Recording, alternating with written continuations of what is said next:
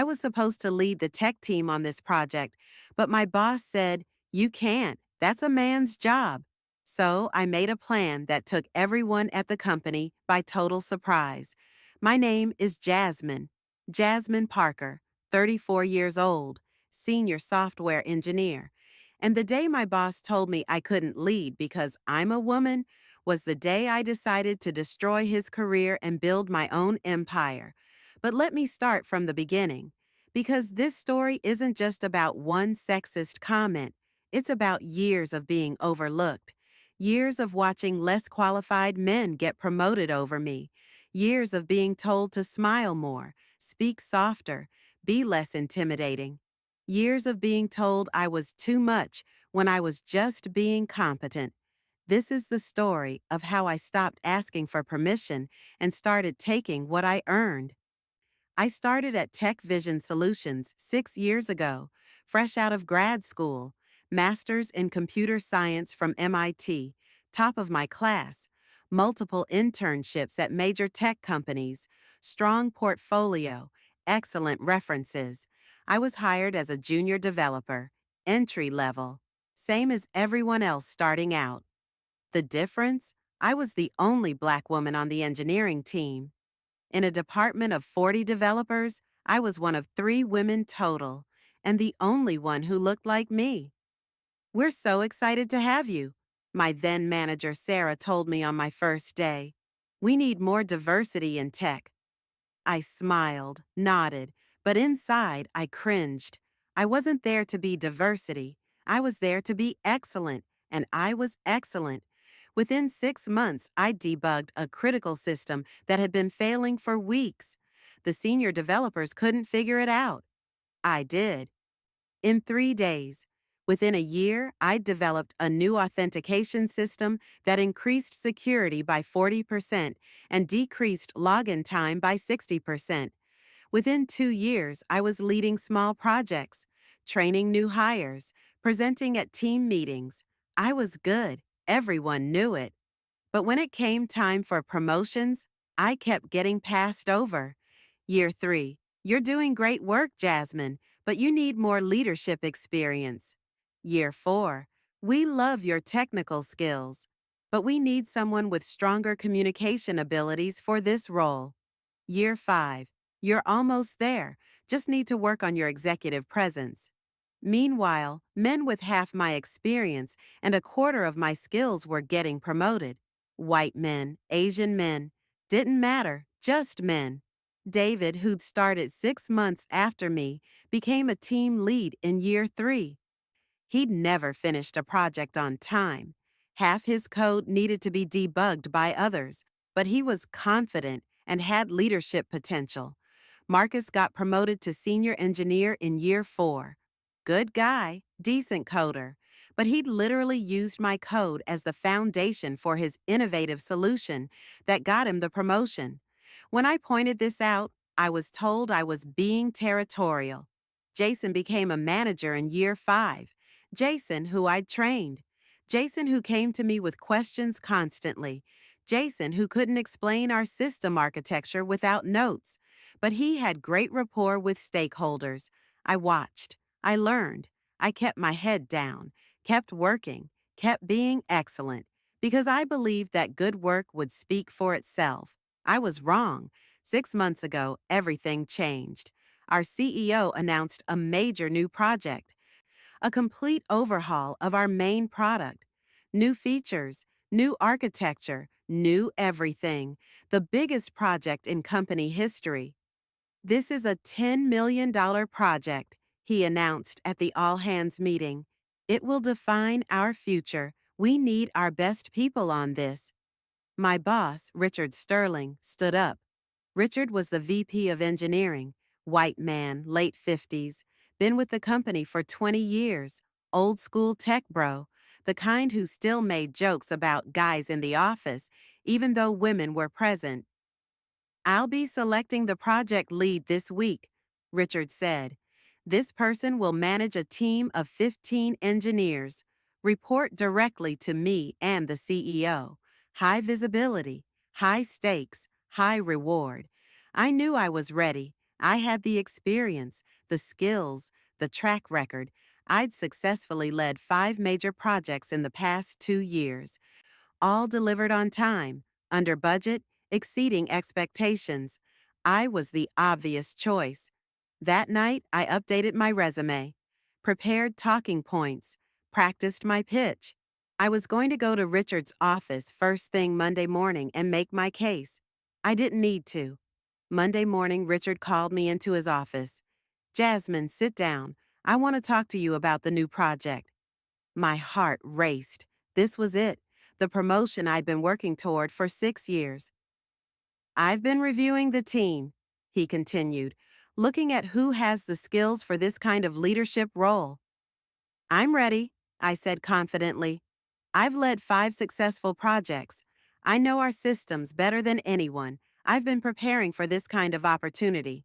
Richard smiled, that patronizing smile, the one that makes your skin crawl. You're a talented developer, Jasmine. One of our best. But this project, it's different. It requires a certain kind of leadership, strong personality, firm hand, ability to command respect from the team. I can do that. I've been doing that. The thing is, he paused, leaned back in his chair. This is a highly technical project, very complex, cutting-edge tech. The team will be mostly senior engineers, all men, strong personalities. They need someone who can relate to them, speak their language. I felt my stomach drop. I knew where this was going. What are you saying? I'm saying that for a project of this magnitude, with this particular team dynamic, we need someone with, let's say, natural authority, someone the team will automatically respect. Someone male, I said flatly. Richard shifted uncomfortably. I wouldn't put it that way. Then how would you put it? Look, Jasmine, you're taking this the wrong way. This isn't about gender. It's about fit. It's about what's best for the project. I'm the most qualified person for this role. You know that, I said. You're qualified technically, but leadership is more than technical skills.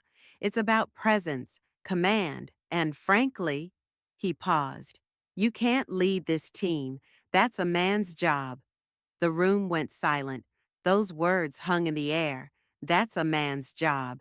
He'd actually said it, out loud, in 2025, in a tech company that preached diversity and inclusion.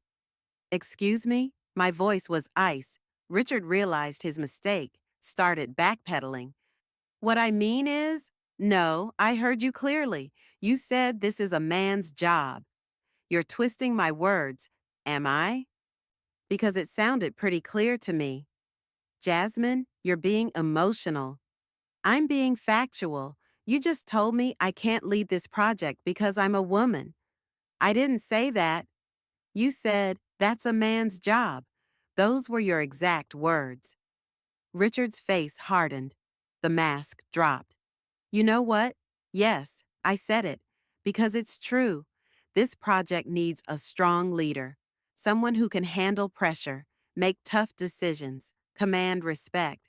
And whether you like it or not, men are better at that. I stared at him. This man, this VP, this leader in a company that claimed to value equality. Who are you giving it to? I asked. Brad Morrison. Brad, Brad Morrison, who'd been with the company for 3 years, who reported to me on the last 2 projects, who I'd had to teach basic system architecture to 6 months ago. Brad, who was mediocre at best, but charismatic and male. Brad isn't qualified, I said calmly. Brad has leadership potential. He's well liked. The team respects him. The team respects him because he takes credit for other people's work, mine specifically. That's your perception. It's documented fact. I can show you the code commits. This conversation is over, Jasmine. The decision is made. Brad will lead the project. You'll be on his team, supporting role. That's final, he shouted. I stood up. We'll see about that. Don't make this difficult. Accept the decision gracefully. There will be other opportunities. I walked to the door, stopped, turned back. You made a mistake today, Richard. Is that a threat? It's a fact. You'll realize it soon enough. I walked out. I went straight to my desk, shaking, furious, hurt, but also calculating. I pulled out my phone, checked the recording app. I'd started recording when Richard called me into his office, habit I'd developed after too many he said, she said situations where men's words were believed over mine. I had the entire conversation, including "that's a man's job," and Richard doubling down on it. I saved it, backed it up, sent it to my personal email. Then I opened my laptop and started planning. I spent that week observing, listening, gathering information. Richard announced Brad as project lead at the team meeting. Brad will be heading up our new flagship project. This is a huge responsibility. I know he's ready for it. Let's give him our full support, he said loudly at the next meeting. Applause. Congratulations. Pats on the back. Brad stood up, smiled that golden boy smile. Thanks, everyone. I'm excited for this challenge. I'll need all your expertise, especially you, Jasmine. I know I can count on you. I smiled back. Of course, Brad. Whatever you need. The team was announced, 15 engineers, 14 men, and me. I was listed as Senior Developer, Support Role. Support Role. After 6 years, after 5 successful projects, after being the most qualified person in the room, Support Role. The project kickoff was scheduled for 2 weeks later. Brad would present the project plan to the executive team. Richard would be there, the CEO, the board members. High stakes. I had 2 weeks. I went to HR first.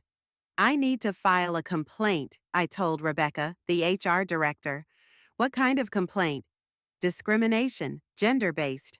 My boss explicitly told me I couldn't lead a project because I'm a woman. Rebecca's face remained neutral, professional. That's a serious allegation. Do you have any proof? I pulled out my phone, played the recording. Richard's voice crystal clear. You can't lead this team. That's a man's job. Rebecca's eyes widened. I see. I'll need to investigate this.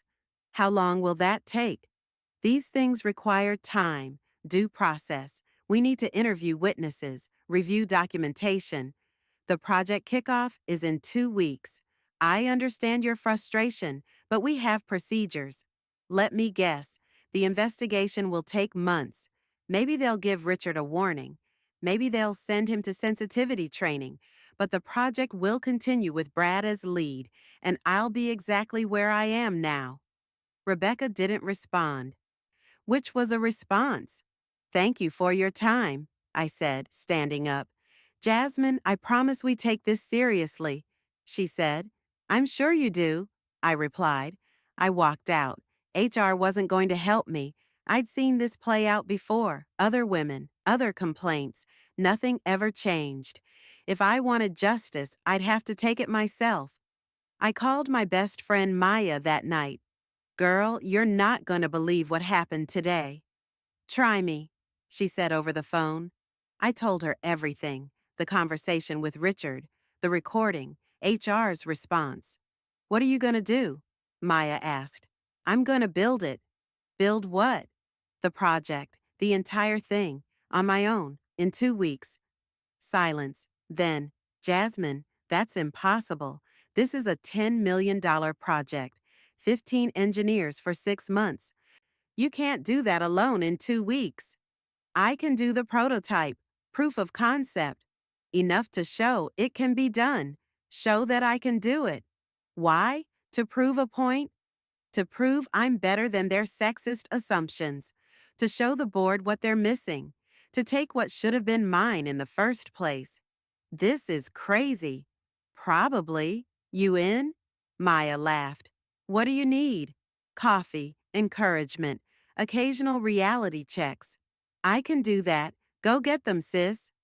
For the next 2 weeks, I worked. Harder than I'd ever worked in my life. Days I went to the office. attended Brad's planning meetings, watched him fumble through technical specifications he didn't understand, watched him steal ideas from the team and present them as his own, watched Richard praise him for great leadership. I smiled, nodded, took notes, played the role of the supportive team member. Nights, I coded. I started with the architecture, designed the entire system from scratch, database structure, API endpoints, user interface, security protocols, everything. I used everything I'd learned in 6 years, every best practice, every optimization, every innovative solution I'd ever wanted to implement but was told was too risky or too complex. I built it the right way, the way I knew it should be built. Week 1, I had the basic framework, the skeleton, nothing pretty but functional. Week 2, I added features, refined the code, built out the user interface, made it clean, elegant, professional. I worked 18-hour days, lived on coffee and takeout, barely slept. My boyfriend Marcus was worried. Baby, you're gonna burn out. What's this even for? It's for me, for my career, for every woman who's been told she can't do something because of her gender. But is it worth your health? Yes. He didn't understand, couldn't understand. He'd never been passed over for a promotion he deserved, never been told he wasn't qualified for a job he could do better than anyone, never been reduced to a demographic instead of a human being. This wasn't just about a project. It was about my dignity, my worth, my right to exist in this space as an equal. 1 week before the presentation, something unexpected happened. I got an email from an address I didn't recognize. Subject line, "You should see this." I opened it carefully, worried it might be spam or a virus. It was neither. It was Brad's project plan, the full presentation he was preparing for the board, every slide, every detail, and it was terrible. The architecture was fundamentally flawed. He designed it in a way that would never scale. The security was weak. The user experience was confusing. The timeline was unrealistic. It would fail, spectacularly, publicly, and cost the company millions. But that's not what shocked me. What shocked me was that half of it was plagiarized. From old projects, from industry white papers, from my own previous work. Brad had literally copy-pasted sections from projects I'd led and claimed them as his original ideas. There was a note at the bottom of the email that said, "Thought you should know what you're up against. Some of us see what's happening. Some of us know who should really be leading this project. Good luck." A friend. I stared at the email. Who sent this? Why? I replied, "Who is this?" Response came 30 minutes later. Someone who's tired of watching mediocre men get ahead while brilliant women get held back. You're not alone in this. More of us are watching than you think. I never found out who sent it, but it changed everything because now I had Brad's plan. I knew exactly what he was going to present, and I could prepare accordingly.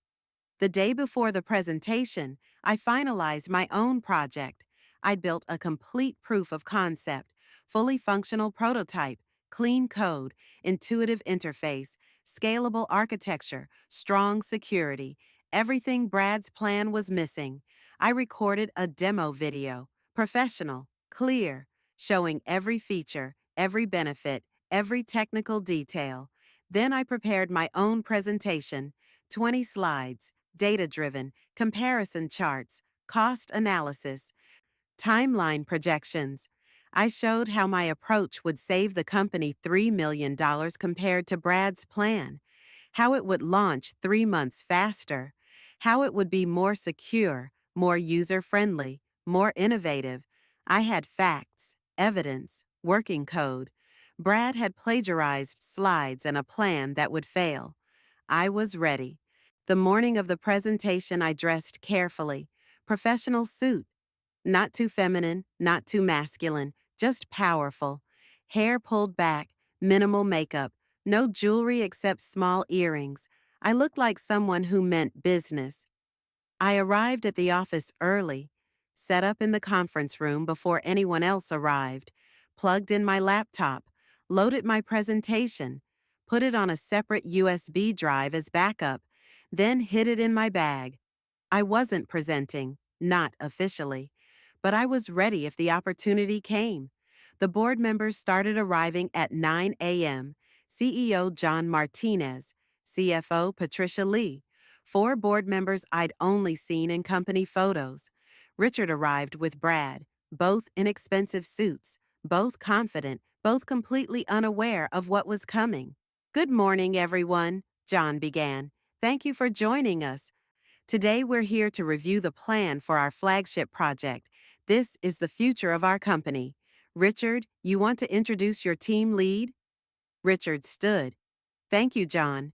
I'm pleased to introduce Brad Morrison. Brad's been with us for 3 years, shown exceptional leadership potential. I'm confident he's the right person to lead this project. Brad stood, smiled, started his presentation. It was exactly what I'd seen in the email, word for word, slide for slide. I watched the board members, saw them nodding at first, then frowning, then glancing at each other with concern. Patricia, the CFO, interrupted 15 minutes in. Brad, can you explain the cost projections here? These numbers seem high. Brad fumbled. Well, given the complexity of the architecture. What architecture specifically? Patricia asked. The system architecture for the back-end processes, he replied nervously. He didn't know. He was reading from slides he didn't understand. Patricia looked at Richard. Richard, can you clarify? Richard jumped in, started explaining, but even his explanation was vague. Technical jargon without substance. John stopped him. I'm confused. This is supposed to be a $10 million project, but I'm not seeing $10 million worth of innovation here. This looks like standard features we could outsource for a fraction of the cost. Well, Richard said, there are complexities. What complexities? Silence. John looked frustrated. Does anyone on the project team want to add anything? Anyone who actually understands the technical details? This was my moment. I raised my hand. Richard's face went white. Jasmine, I don't think. I'd like to hear from her, John said. Jasmine, right? You've been with us for 6 years, led several successful projects. I'd like your perspective. Richard couldn't refuse without looking suspicious. Jasmine, John said, what's your assessment of this project plan? Everyone was looking at me, board members, Richard, Brad, the other executives. I stood up, calm, confident. Honestly, this plan will fail. Gasps. Richard looked furious. Brad looked panicked. That's completely inappropriate, Richard started. Let her speak, John interrupted. Why would it fail? I pulled out my laptop. May I show you something? John nodded. Please. I connected my laptop to the projector, opened my presentation. This is Brad's proposed architecture, I said, pulling up his slide. It looks impressive at first glance, but there are fundamental problems. I walked them through it, point by point, technical but clear, showing exactly where Brad's plan would break down, where it wouldn't scale, where it would create security vulnerabilities. The board members were leaning forward now, paying attention. More concerning, I continued, is that several sections of this plan are plagiarized from previous projects, from industry papers, some from my own work.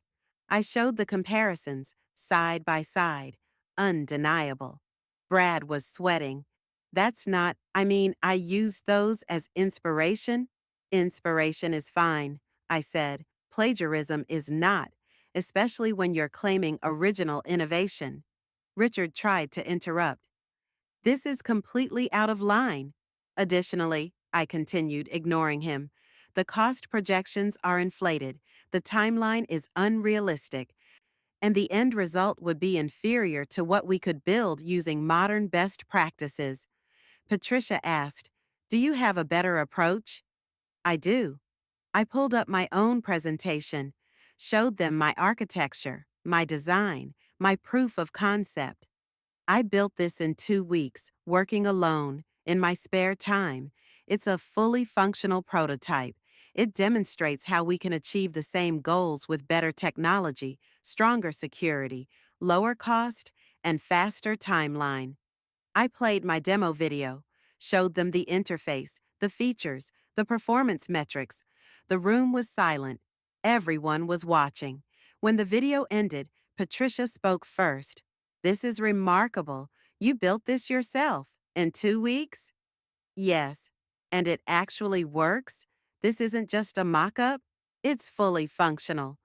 I can give you access right now if you want to test it." John was staring at me. "Why weren't you leading this project in the first place?" This was it. The moment. I pulled out my phone. "Would you like to hear why?" "What do you mean?"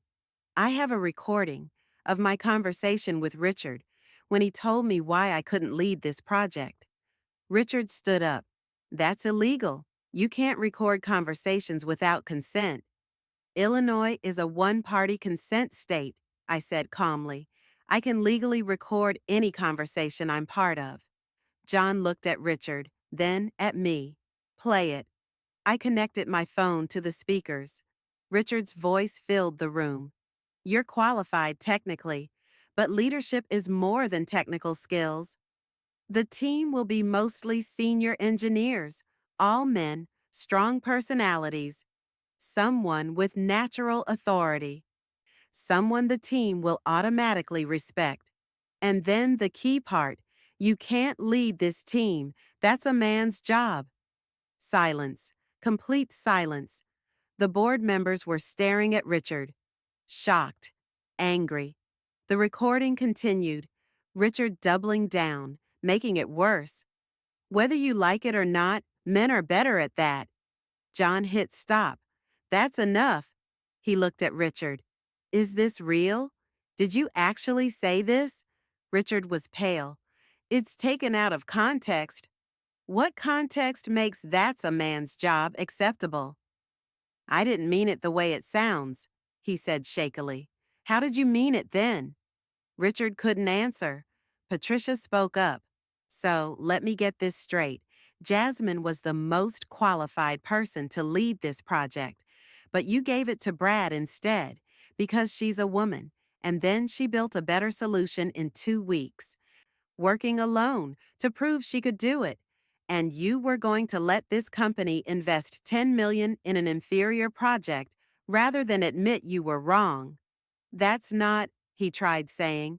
"Is that accurate or not?" Richard sat down, defeated. John looked at me. "Jasmine, I apologize. On behalf of this company, this is unacceptable. It's discriminatory, it's unethical, and it's costing us talent and innovation." "Thank you," I said simply. "How much would it cost to complete your version? Full build, production ready." 7 million, 6 months, with a team of 12 engineers. 3 million less than Brad's plan, and you're confident it's better? "I know it is." Patricia jumped in. "I move that we terminate Brad's project immediately and appoint Jasmine as project lead for her proposed solution." One of the board members nodded. "I second." John looked around the room. "All in favor?" Every hand went up, except Richard's and Brad's. "Motion passes. Jasmine, you're the new project lead, effective immediately." But John wasn't done. "Patricia, what's the budget for VP positions?"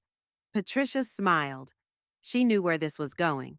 "We have one open VP slot, VP of Innovation. Been empty for 6 months. Jasmine," John said, "I'd like to offer you that position, VP of Innovation. You'd oversee all major technology projects.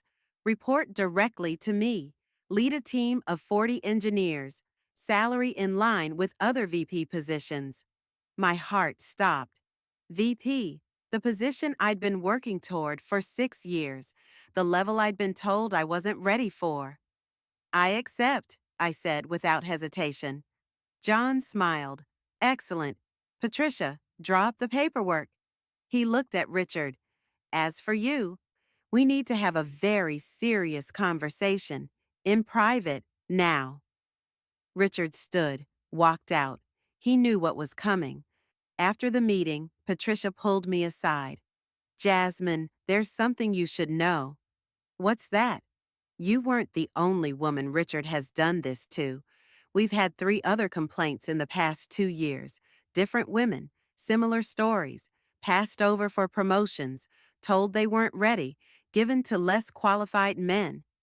My blood ran cold. Why didn't anyone do anything?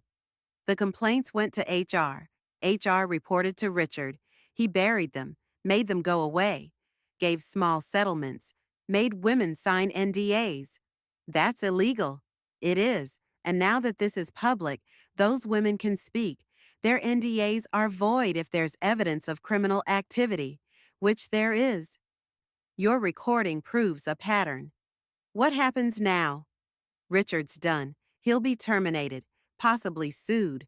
The company will settle with the other women, and we'll implement real changes, training, oversight, accountability. Because of my recording? Because you were brave enough to document it, to stand up, to risk your career. You didn't just save yourself. You saved every woman who comes after you. 3 days later, the company made 2 announcements. First, Richard Sterling was no longer with the company, pursuing other opportunities, corporate word for being fired. Second, Jasmine Parker was promoted to VP of Innovation, youngest VP in company history, first Black woman at that level. The responses were mixed. Some colleagues were supportive, excited. Finally, someone who deserves it. Others were resentful. She only got it because of the recording, because of politics. I ignored the haters, focused on the work. Over the next 6 months, I led the project, built my team, chose people based on merit, talent, work ethic, not gender, not race, not who was likable or had executive presence, just who could do the job. My team was 8 women and 4 men, the most diverse engineering team in company history. And we killed it, delivered the project on time, under budget, with features that exceeded expectations. The product launched to rave reviews. Users loved it. Industry analysts called it innovative and game-changing. Revenue increased by 30% in the first quarter. Stock price went up. The board was thrilled. I proved what I always knew. I could do this. I was always capable. I just needed the opportunity. But the personal cost was real. Some former colleagues stopped talking to me, said I played the race card, or used my gender as a weapon. Brad was fired, not by me, by John, for plagiarism and incompetence. But he told everyone it was my fault, that I'd sabotaged him. My boyfriend Marcus and I broke up. He couldn't handle my success, said I'd changed, that I was too focused on career, that I was making him feel small. Translation, he couldn't handle dating a woman more successful than him. I let him go. I didn't have time for men who needed me to be smaller so they could feel bigger. But there were victories, too. The 3 women who'd filed previous complaints reached out to me, thanked me, said my courage gave them courage. One of them, Angela, joined my team, brilliant developer. Had left the company 2 years ago after Richard passed her over for promotion, came back when she heard I was VP. You changed this place, she told me. You made it possible for people like us to succeed. People like us? Women who are excellent but were told we weren't enough. You showed us we were always enough. The system was just broken. Young women started reaching out. From other companies, from college, asking for advice. How did you do it? How did you stand up to them? My answer was always the same. Document everything.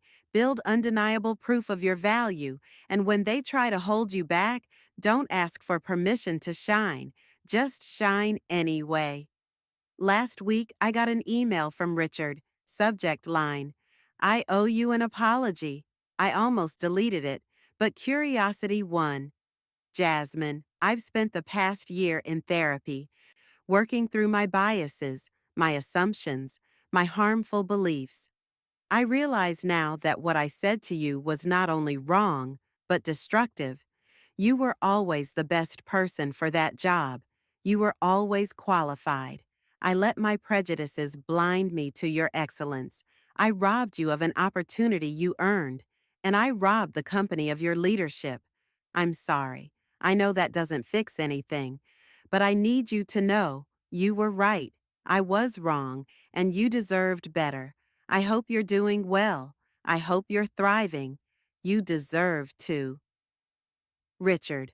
I read it twice, then I replied, Richard, I appreciate your apology. I hope you've genuinely learned and grown. But you didn't just hurt me. You hurt every woman you passed over, every person you underestimated because of your biases. I hope you're reaching out to them too. And I hope other men in your position learn from your mistakes before they make them. Thank you for the apology. But the real thanks should go to every woman who refused to stay silent, who documented, who stood up, who demanded better. We're the ones changing this industry, not the men who finally apologize after facing consequences. Jasmine. He didn't reply, but I didn't need him to. This morning, I had a meeting with John and the board. Jasmine, we're expanding, opening a new division, AI and machine learning, cutting edge stuff. We want you to head it up. Senior VP position, bigger team, bigger budget, bigger impact. I'm interested. What's the timeline? 6 months. Build the team, set the vision, launch the division. I'll need full hiring authority, no interference, no culture fit excuses. I hire based on talent and merit. That's it, John smiled. That's exactly why we want you leading it. And I want to implement a new mentorship program specifically for women and minorities in tech. Paid internships, career development, clear path to promotion based on performance, not politics. Done. Draw up the proposal. One more thing. I want an external review of all HR complaints from the past 5 years. Independent investigation. Make sure we're not missing other Richards, other buried complaints. Patricia nodded. Already in process. We're committed to real change, Jasmine, not just performative diversity. Good, then I'm in. I called Maya that night. Girl, they're promoting me again. Again? You just became VP. I know, now I'm going to be Senior VP, head of a whole new division. Jasmine Parker, from junior developer to Senior VP in less than 2 years. How does it feel? Honestly, it feels like justice. Like finally, someone is recognizing what I've always been capable of. You know what the best part is? Maya said. What? Every young black girl in tech is watching you, seeing that it's possible, seeing that excellence wins, seeing that you don't have to shrink to fit. You can take up space. You can demand what you deserve. You can win. I felt tears in my eyes. That's what makes it all worth it. Not the title, not the money, but knowing that I'm making it easier for the next woman, the next girl who's told she can't because of how she looks or what's between her legs. You're changing the game, sis. We're changing the game. All of us. Every woman who refuses to accept less than she deserves. 2 months after accepting the senior VP role, something unexpected happened. I got a call from a reporter, Sarah Chen from Tech Insider magazine. Ms. Parker, I'd like to interview you about what happened at TechVision, about your rise to Senior VP, about workplace discrimination in tech. I hesitated. I'm not sure I want to make this public. With respect, it's already public. The story's been circulating in tech circles for months, but no one has your side, your voice. I'd like to change that. I thought about it, talked to my lawyer, talked to Maya, talked to the women on my team. Angela said, tell the story. So many of us have similar stories but no platform. You have one now. Use it. So I did. The article came out 3 weeks later. Front page of Tech Insider.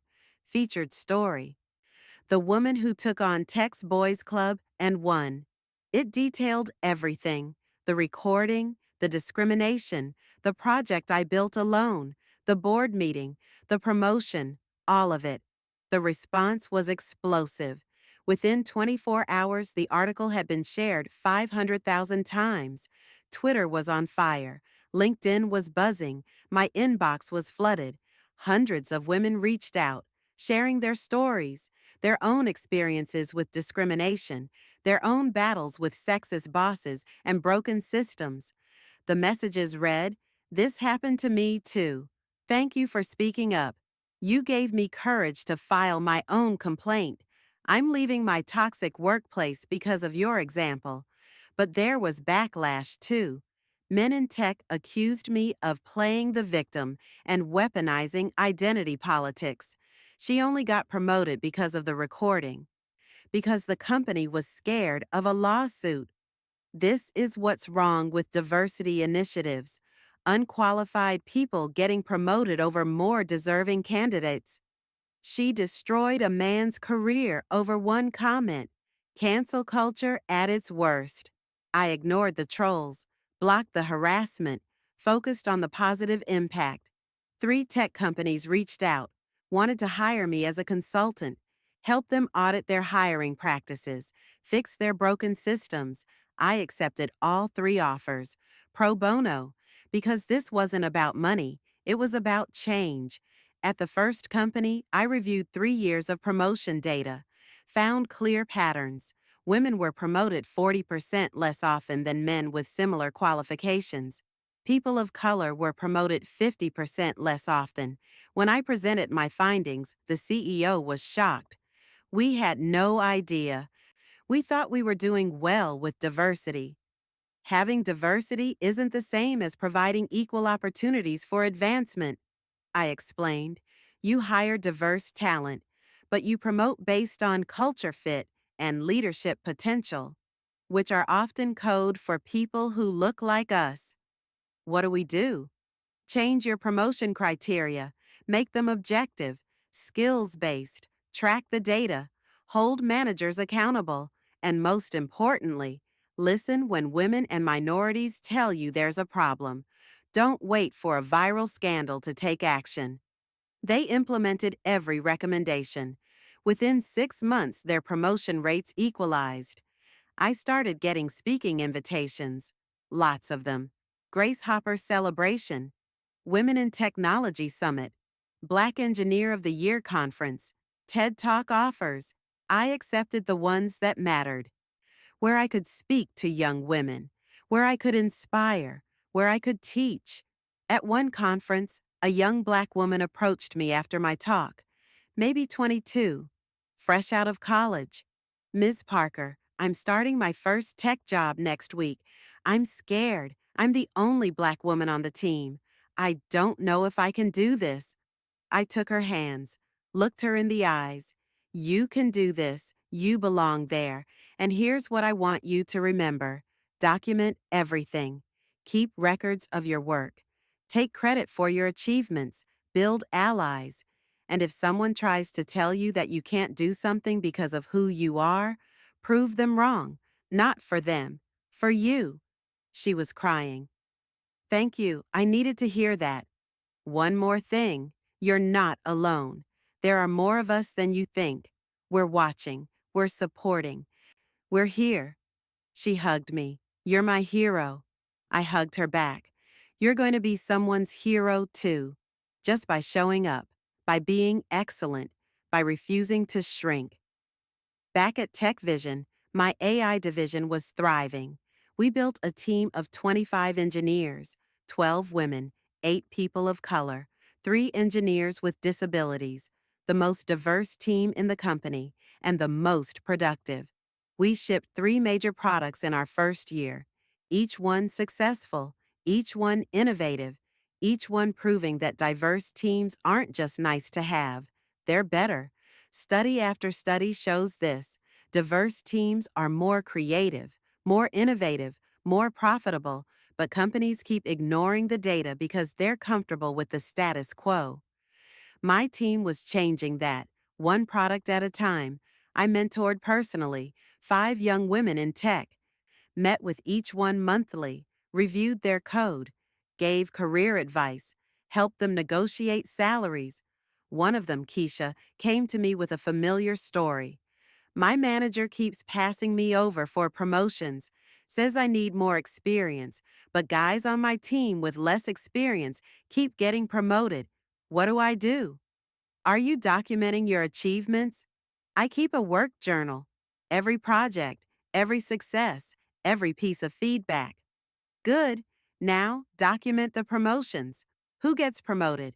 Their qualifications, their tenure. Compare it to yours. Make a spreadsheet. Why?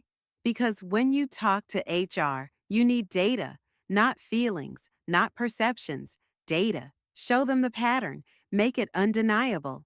She did. 3 months later, she got her promotion and an apology from her manager. You were right, she told me. Data is power. They couldn't argue with numbers. Now pay it forward. Help another woman do the same. Already on it, I'm mentoring 2 junior developers, teaching them everything you taught me. That's how change happens. One person helping another. Creating a network. Building power. Refusing to accept the status quo. 6 months into my senior VP role, something happened that I didn't expect. Brad reached out. Throw email. The subject line said, "Can we talk?" I almost deleted it, but something made me read it. Jasmine, I know I'm probably the last person you want to hear from, but I need to say something. I was wrong about everything. I took credit for your work. I accepted a promotion I didn't deserve. I stayed silent when Richard discriminated against you. I was complicit in a broken system because it benefited me, and I'm sorry. Not because I got fired, but because I finally understand what I did. I went to therapy after everything happened, worked on myself, realized how much I'd coasted on privilege, how I'd accepted opportunities I didn't earn while women like you were passed over. I'm not asking for forgiveness. Just wanted you to know that you changed me. Losing everything made me see how much I'd taken for granted. I hope you're doing well. You deserve everything you've achieved. Brad. I stared at the email for a long time. Then I replied, Brad, I appreciate your honesty. Real accountability is rare. Most people who benefit from broken systems never examine their role in perpetuating them. The fact that you did shows growth. But here's what I want you to understand. It's not enough to feel bad. You need to use your privilege to change systems. Speak up when you see discrimination. Amplify women's voices in meetings. Recommend women for opportunities. Check your male colleagues when they're being sexist. That's how you make amends. Not with apologies to me, but with actions that help other women. Jasmine. He wrote back, You're right. I'm already doing some of that. Started a men's allyship group at my new company. We meet monthly to discuss how to be better allies, to call out bias, to make space for women. It's small, but it's something. Thank you for the guidance. Even now, you're teaching me. Brad. I didn't respond, but I felt something shift. Maybe people could change. Maybe there was hope. A month later, I got a different message. This one from someone I never expected, Richard's daughter. Miss Parker, you don't know me. I'm Emily Sterling, Richard's daughter. I'm 27. I work in tech too. I wanted to reach out because I saw what my father did. I read the articles, listened to the recording, and I was ashamed. Ashamed that my father, who raised me to be strong and confident, would turn around and tell other women they couldn't lead because of their gender. The hypocrisy devastated me, but it also opened my eyes. I realized that my dad probably saw me as different, as the exception, while seeing other women as less than. I confronted him about it. We had a brutal conversation. He's been in therapy since he was fired, working through decades of internalized sexism. It's hard to watch, but necessary. I'm writing because I want to thank you. You didn't just stand up for yourself. You forced people like my dad to examine beliefs they'd never questioned. You made it impossible to ignore. And in doing so, you changed my family. My father is becoming a better man because you refused to accept his discrimination. Thank you. Emily, I cried reading that, because sometimes justice isn't just about punishing bad behavior, it's about creating change that ripples outward, that touches unexpected people, that transforms systems from the inside out. 1 year after becoming senior VP, I did something bold. I left Tech Vision, not because I was unhappy, not because I'd failed, but because I'd achieved what I set out to do. I'd broken through the glass ceiling, proven women could lead in tech, changed policies, mentored others, created a pipeline. Now it was time to build something bigger. I started my own company, Parker Technologies, a software development firm focused on AI and machine learning. Built from the ground up with equity and excellence as core values, I raised $15 million in seed funding from investors who believed in my vision, who'd seen my track record, who knew I could execute. I hired my first 10 employees, all brilliant, all diverse, all committed to building something different. Angela was my CTO, the woman who'd left TechVision years ago because of Richard's discrimination. Now she was helping me build a company where that would never happen. This is full circle, she told me on our first day. We're building the company we always wanted to work for. We're building the company women like us deserve, I corrected.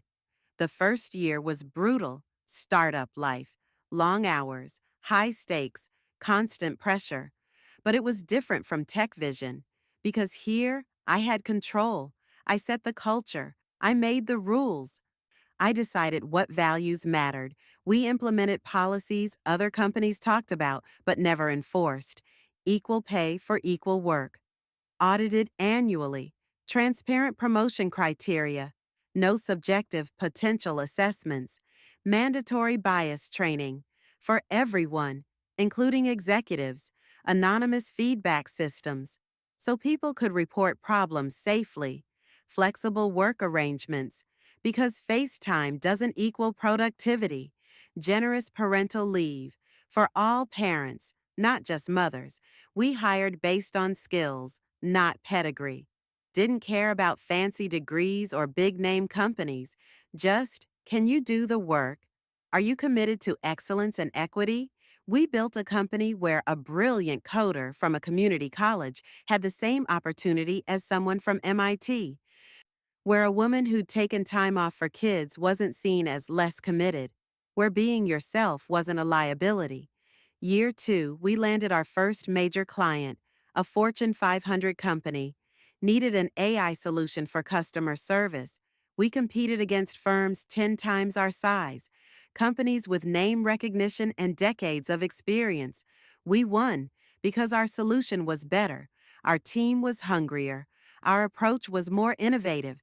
The client told me later, we chose you because your demo was flawless, but we stayed with you because of your team, their collaboration, their expertise, their diversity of thought. It made the product better. That's when I knew we were on to something. By year 3, we had 40 employees, offices in 2 cities, revenue in the tens of millions, and a reputation as one of the best places to work in tech. We won awards: Best Tech Workplace, Most Innovative Startup, Top Company for Women.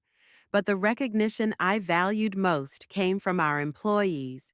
In an anonymous survey, 98% said they felt respected and valued. 95% said they had equal opportunities for advancement. 100% said they would recommend working here to others. That's what success looks like, not just profits, but people thriving. I spoke at conferences about building Parker Technologies, about how we did it differently. How do you maintain culture as you scale? Someone asked. You don't maintain it, I said. You actively build it every day, every hire, every policy, every decision. Culture is what you do, not what you say. But doesn't focusing on diversity mean you're not hiring the best people? I smiled. The question I'd heard 1,000 times. Focusing on diversity means we're hiring the best people because we're not limiting ourselves to one type of person. We're accessing the full talent pool. The best engineer might be a Black woman from a community college, or a Latino man who taught himself to code, or a white guy from Stanford. We don't care, we just want the best. And when you remove bias from your process, you find that Best looks a lot more diverse than most tech companies think. 5 years after that recording, 5 years after Richard told me that's a man's job, Parker Technologies was valued at $200 million. We had 150 employees, multiple products, clients around the world. I was named to Forbes 30 Under 40, Fast Company's most innovative leaders, Black Enterprise's top executives in tech. But the moment that meant the most came from an unexpected place.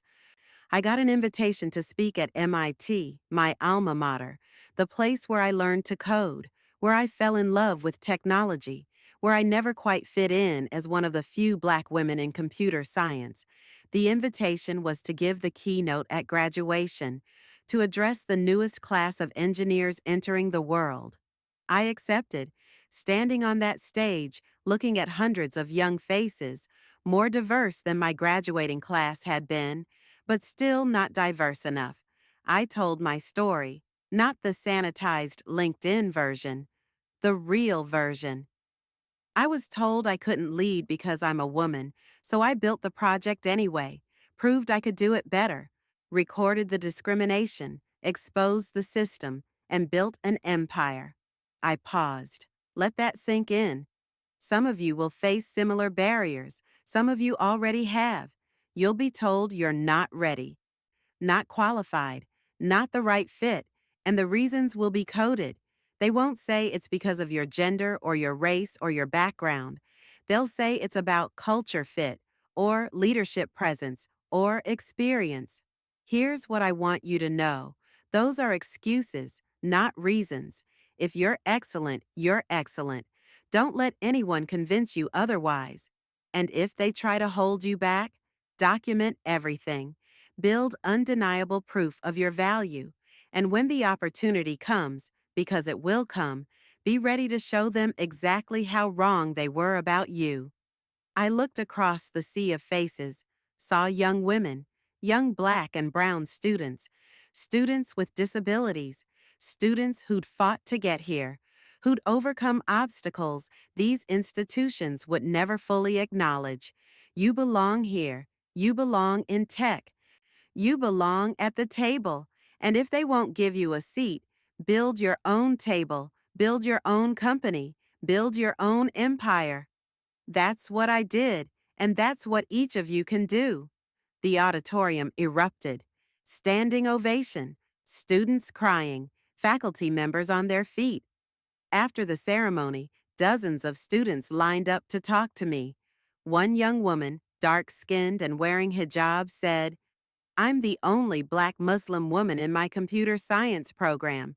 Sometimes I feel like I don't belong, like maybe I'm not cut out for this.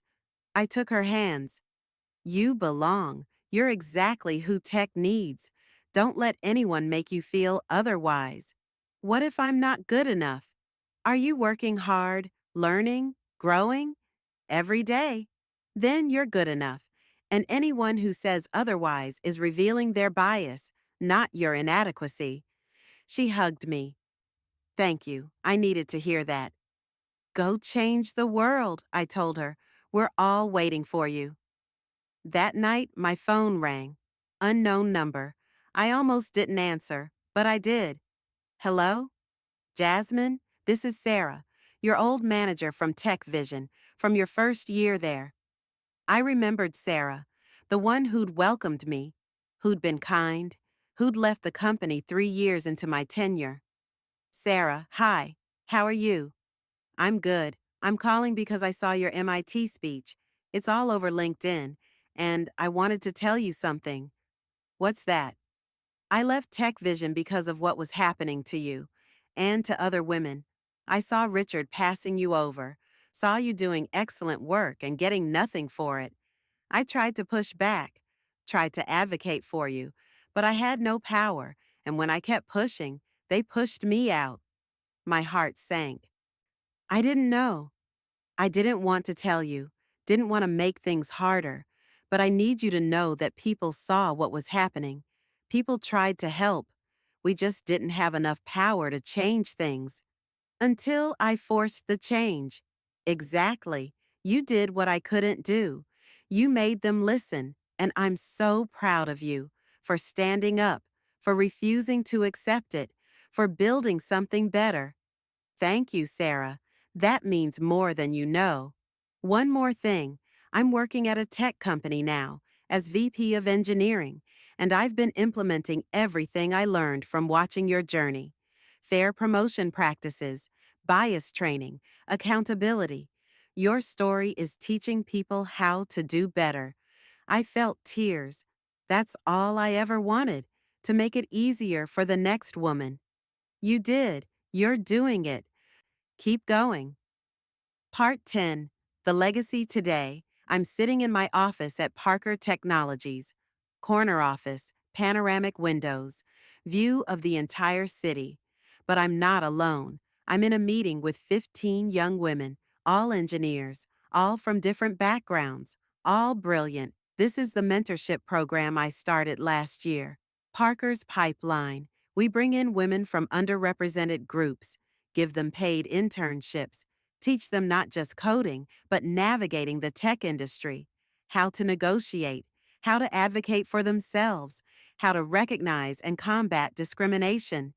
Ms. Parker, one of them says, she's 19, first-generation college student, brilliant coder. I got a job offer, but they're lowballing me on salary. What do I do? What's the offer? $75,000. What's the role? Junior developer at a mid-sized startup. And what are men in similar roles making? She hesitates. I don't know. Find out. Use sites like Glassdoor, Levels.fyi, Blind. Get the data, then counter with a number that's fair. And be ready to walk away if they won't budge. What if they rescind the offer?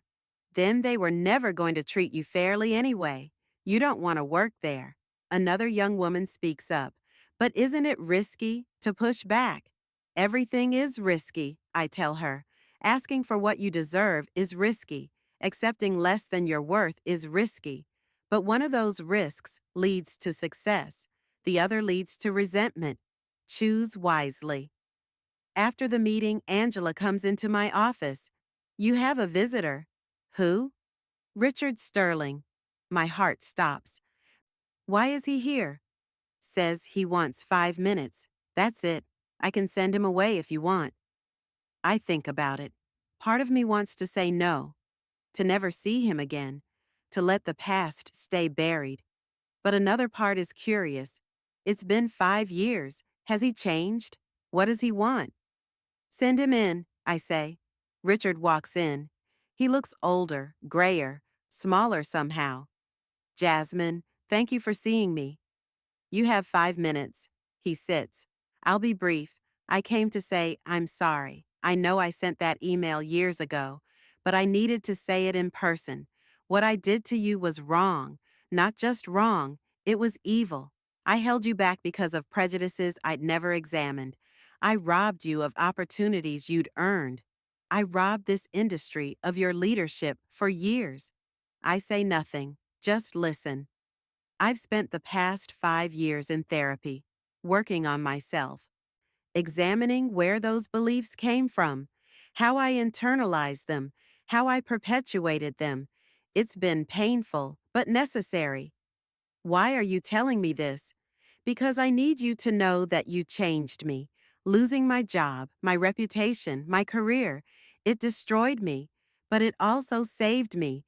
It forced me to see what I'd become, who I'd hurt, the damage I'd done. He looks at me, really looks at me. You were always the best engineer in that company. Everyone knew it. But I couldn't admit it because it threatened my world view. If a black woman was better than the men I'd promoted, what did that say about my judgment, my leadership, my beliefs? It said they were wrong, I tell him. Exactly, and I couldn't face that. So I doubled down, made excuses, discriminated more, until you forced me to face it, until you made it impossible to ignore. Is there a point to this? The point is, thank you. I laugh, can't help it. You're thanking me? For what? Destroying your career? For saving my soul. I was becoming a monster. You stopped me. You held me accountable. You made me better. Silence. I don't need your thanks, I finally say. I didn't do it for you. I did it for me, and for every woman who comes after me. I know, but I'm grateful anyway. He stands. I won't take more of your time. I just wanted you to know. You were right about everything, and I was wrong about everything. I hope, I hope you're happy. You deserve to be. He walks to the door, stops, turns back. One more thing. My daughter works in tech now. She's brilliant.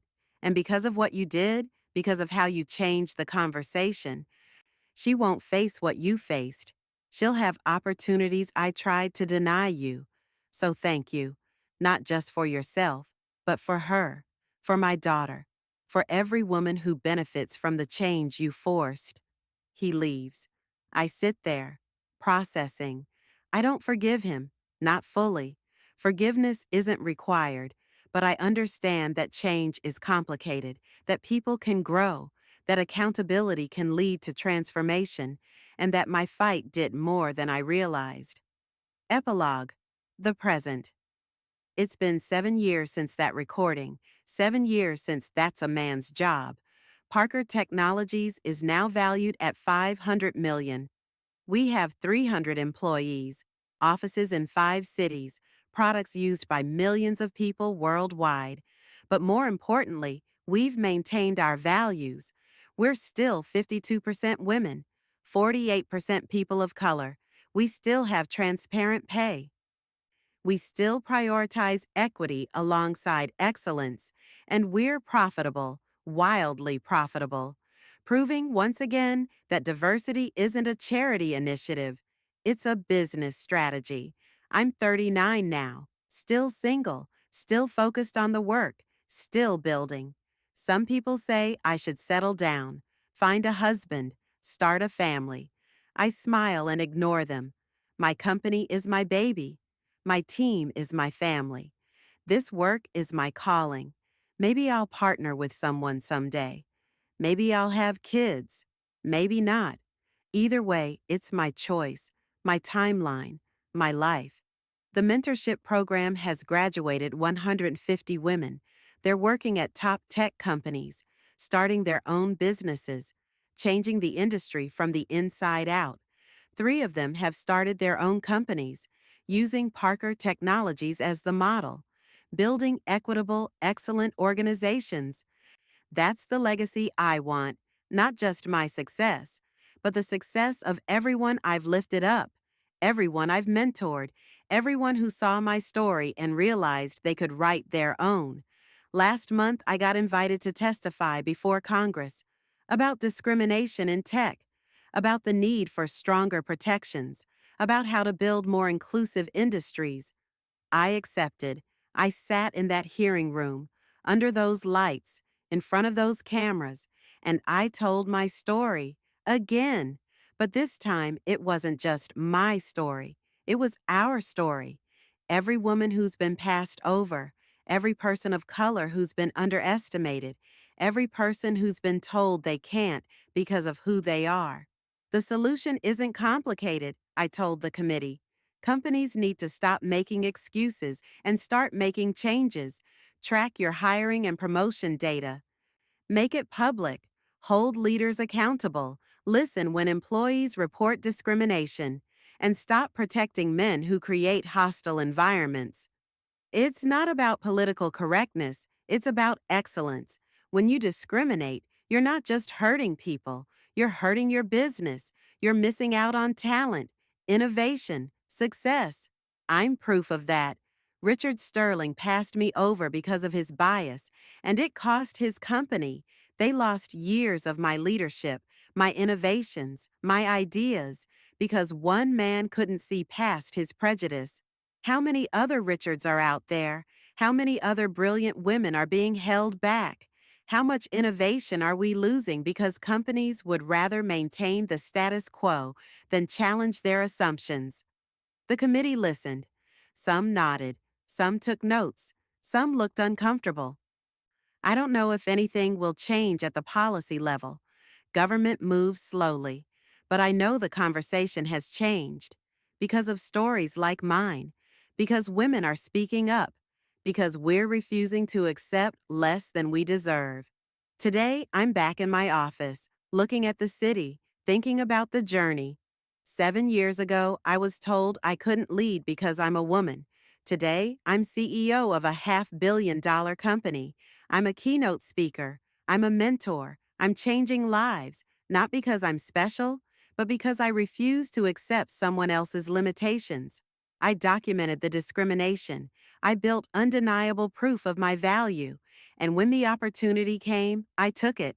Then I built my own company, my own empire, my own legacy. So, yeah, I was supposed to lead the tech team on this project, but my boss said, "You can't. That's a man's job." So I recorded everything, built the project anyway, and presented it at the board meeting where I exposed him and took his job. And then I took my talents elsewhere and built something better. That's what real power looks like. Not waiting for permission, not hoping things change, but creating change yourself. Not accepting what they give you, but taking what you deserve. Not playing by their rules, but building your own game. That's what queens do. We don't shrink to fit. We expand the space. We don't accept limitations. We shatter glass ceilings. We don't wait to be chosen. We choose ourselves. And we don't just survive. We thrive. That's my story. That's my journey. That's my truth. And if you're reading this, if you're facing your own "that's a man's job" moment, here's what I want you to know. Document everything. Build your proof. And when they try to hold you back, don't ask for permission to shine. Just shine anyway. Show them exactly how wrong they were about you. Then build your own empire. Because you deserve it. You've always deserved it. And no one can take that away from you. Not a sexist boss, not a broken system, not anyone. Your excellence is yours. Own it. Use it. Let it light the way for others. That's how we change the world. One woman, one story, one refusal to accept less than we deserve. Keep your crown on, Queen. Stay brilliant, stay bold, stay unbothered, and never ever let anyone tell you that you can't. Because you can. You always could. They just didn't want you to know it. If this story fired you up, hit that subscribe button. Also, don't forget to drop a comment. Have you ever been told you can't do something because of your gender, race, or background? What did you do?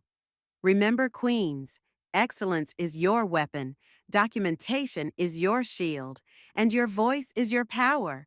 Use all three. Change the game. Build your empire. Until next time.